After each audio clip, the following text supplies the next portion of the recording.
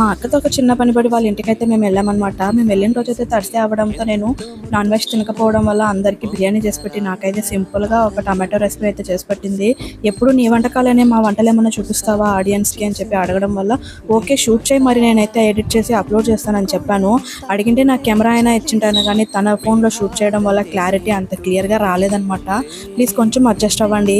ఈ రెసిపీ ఏంటి అంటే సింపుల్గా అందరూ చేసే ప్రాసెసే, బట్ తను కొంచెం డిఫరెంట్గా చేసింది. ఫస్ట్ ఆ చెక్క లవంగాల్ని అలాగే యాలక్కల్ని ఫ్రై చేసుకొని దాన్ని పొడి చేసి అందులో వేసి ఏదేదో చేస్తుందండి. మరైతే మీరు వీడియోలో అయితే చూసి దాన్ని ఫాలో అయిపోండి.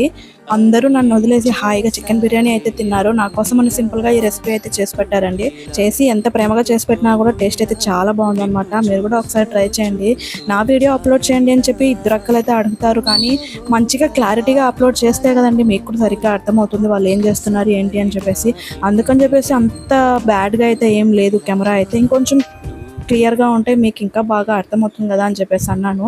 సరే ఏదో ఒకటి మన ఆడియన్స్ అన్నీ అర్థం చేసుకుంటారులే అని చెప్పేసి అయితే నేను ఎడిట్ చేసి అయితే అప్లోడ్ చేస్తున్నాను. ఈ వీడియోని తను షూట్ చేసింది వచ్చి దగ్గర ఒక 7-8 మినిట్స్ షూట్ చేసిందండి.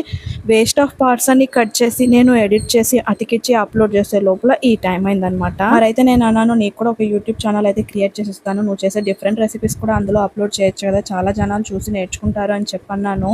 మరి నాకైతే చాలా భయం వేస్తుంది, నాకు మెయింటైన్ చేయడం చాలా కష్టం అయిపోతుంది అని చెప్పి తను భయపడుతుంది అనమాట.